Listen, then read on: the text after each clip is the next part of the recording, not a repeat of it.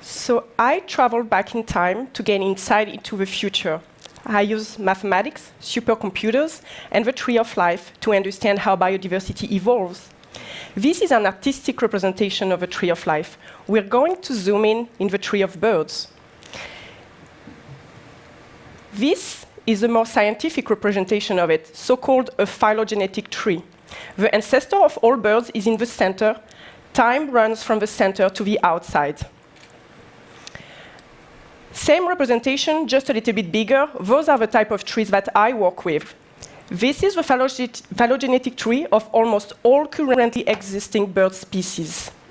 Each of the 10,000 leaves in this tree is a bird that we can find somewhere on the planet today. By sequencing these birds and measuring how genetically similar they are from one another, we can reconstruct the branches of a tree from the present to the past and dive into millions of years of evolution. The internal branches of a tree tell us which species descend from which ones and when their divergence happened. But this is still only part of a magnificent history of life. We're missing all the branches, twigs, and dead leaves that didn't leave any descendant in the present. This is where mathematics become most useful. Mathematics cannot tell us what happened for sure 10 million years ago, but they can tell us what are the odds or probability to see life around us as we see it today, and in particular, phylogenetic trees, under different scenarios of how biodiversity evolved.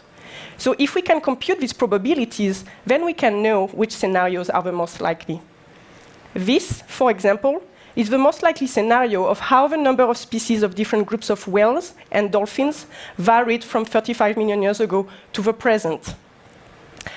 So I basically spend my life imagining scenarios of how biodiversity evolves and computing probabilities of these different scenarios. Why do I spend my life doing that? Well, because evolution is fascinating, and it truly is, but not only. This is the phylogenetic tree of almost all current mammals.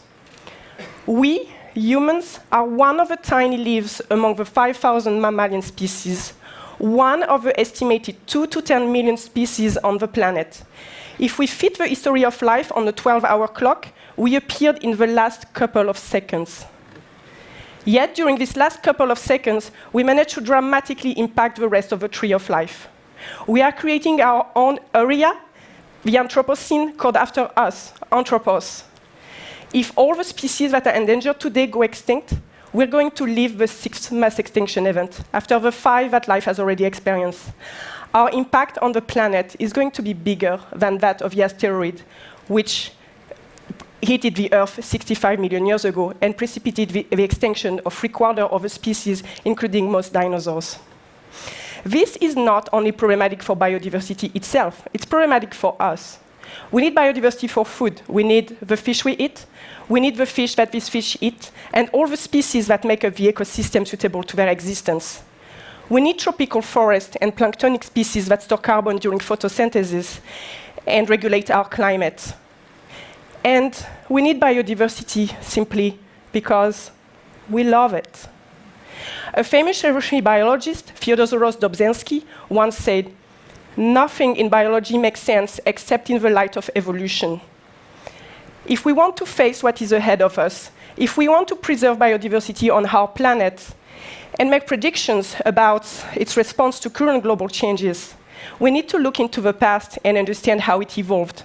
This is possible by using the genetic data of present-day species, mathematics, and the supercomputing abilities that have recently become available to us. We can travel back in time to better preserve the future of biodiversity. Merci.